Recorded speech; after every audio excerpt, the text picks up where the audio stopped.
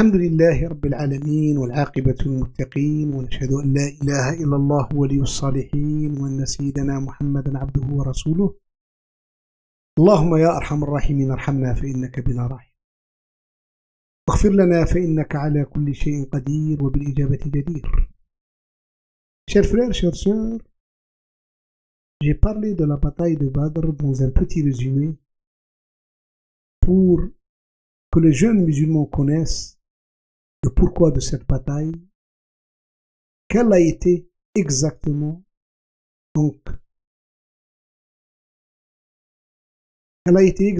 ces retombées, pas seulement dans l'histoire de l'islam, mais même dans l'histoire de l'humanité, vu qu'avant cette bataille, il n'y avait pas d'islam.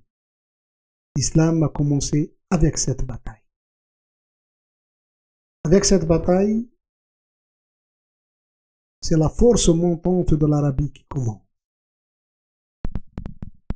C'est pour cela, durant aussi ce mois de Ramadan, le 19e jour de ce mois, dans l'année 8, 6 années après, il y a eu ce qu'on appelle la conquête de la Mecque. Cette conquête de la Mecque, qui est venue suite aussi à une erreur monumentale de Quraysh. Qurayshites ont commis une erreur monumentale parce que dans le traité de Hudaybiyah, qui était un traité de 10 ans, le prophète l'a respecté à la lettre. Par contre, les Qurayshites ne l'ont pas respecté dans une clause. Dans cette clause du traité, où on a donné la liberté aux tribus arabes, soit de faire alliance avec le prophète, soit de faire alliance avec Quraysh. La tribu de Khuza'a a fait alliance avec le prophète. La tribu de Bani Bakr a fait alliance avec Quraysh. Le problème entre ces deux tribus, il y avait une vengeance ancienne, et que dans la deuxième année, les Bani Bakr ont décidé de se venger envers Khuza'a par une attaque nocturne sans les prévenir. Donc, un peu raide. Et le problème, les Qurayshites ont aidé les Bani Bakr en secret, en leur donnant des armes et tout. Et les Khuza'i ont été tués. Ceux qui sont restés sont venus à Médine, demandant au prophète d'intervenir en leur faveur. C'est pour cela le prophète sallam a voulu conquérir la Mecque. Il a pris la décision. Et c'est la première fois qu'il fait une invocation en disant que Allah tabaraka wa ta'ala ne laisse pas l'information filtrée à la Mecque. Et que toutes les sources et les portes seront fermées à Quraysh, qu'elles n'acceptent pas l'information que nous allons venir chez elles. Parce qu'il voulait conquérir la Mecque en paix, pas en guerre. Il ne voulait pas de sang. Il a demandé à tous les musulmans, sans exception, dans toutes les tribus, de venir à Médine pour faire le Ramadan. Et les musulmans sont arrivés à la fin du mois de Sha'ban à Médine, et on est arrivé à 10 000 personnes. Et le prophète n'a pas caché son intention que nous allons à la Mecque. On a pris la décision le 1er de Ramadan de partir vers la Mecque, arrivé le 19, aux confins de la Mecque. Quraysh a eu l'information qu'il est sorti, mais elle ne sait pas où. Et quand elle a vu donc les campements autour de la Mecque, Abu Sufyan ibn Harb, qui était le chef à l'époque, avec certains militaires de Quraysh, ne savait pas que c'est le prophète. C'est l'oncle du prophète qui est venu à la recherche, qui leur a informé que c'est le prophète qui est là. Il a dit à Abu Sufyan, monte avec moi. Je veux te prendre chez le prophète. Il l'a pris chez le prophète Mohammed sallallahu alayhi wa sallam. Il a entendu. Il lui a pardonné. Il a accepté sa repentance. Et qu'il a annoncé son témoignage devant le prophète. Et le prophète lui a donné quelque chose de très important, symbolique. Celui qui rentre dans sa maison sera indemne. Celui qui rentre à la grande mosquée sera indemne.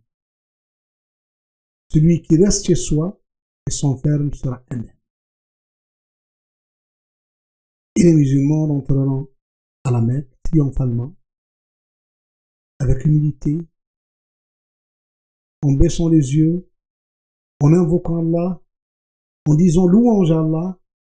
C'était quelque chose d'historique et d'inimaginable. Quand le prophète a terminé, les gens de la Mecque sont sortis chez eux. Aucune maison n'a été pillée. Aucune personne n'a été dénigrée. Aucune personne n'a été enfoncée dans sa vie et dans sa dignité. Personne. Tout le monde a été respecté. Ils étaient 2000 personnes, les habitants de la Mecque. Le prophète leur a posé la question: qu'est-ce que vous pensez que je vais faire de vous? Ils ont dit: il est un frère généreux et fils d'un frère généreux. Il a dit: partez, vous êtes les affranchis. Qu'est-ce qu'il a eu cet impact-là? Tous les tribus d'Arabie, qui pour eux, depuis le commencement de cette épilogue, de cette saga de l'islam, c'était pour eux un problème entre Quraysh et un de leurs jeunes qui se dit prophète Mohammed. Puis, les batailles et les problèmes entre Quraysh et Mohammed et ses compagnons. Maintenant, c'est la conquête de la Mecque. C'est la fin de Quraysh. Ils se sont demandé: non, ce n'est pas un roi, ce n'est pas un chef tribal, ce n'est pas un guerrier. Non. Les rois, quand ils conquièrent des villes, humilient les notables des villes. Les guerriers incendient et pillent, ils prennent les biens des autres, et ainsi de suite. Non, ça c'est la prophétie. Et on assiste dans cette année exactement à la venue de tous les tribus d'Arabie, du nord de l'Arabie, du fond fin de l'est de l'Arabie, de la région de Bahreïn, de Oman, du Yémen, à rentrer dans l'islam.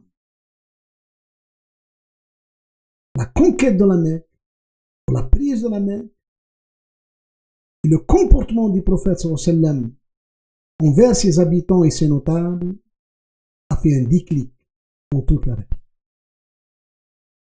La deuxième chose, Badr, revenons à cette bataille. Allah a donné à ces 313 compagnons qui étaient à Badr, qui ont assisté à cette bataille, un statut. Ce statut-là, où le prophète l'a dit clairement devant les compagnons, Allah a vu les cœurs des gens de Badr. Il leur a dit: faites ce que vous voulez, je vous ai pardonné.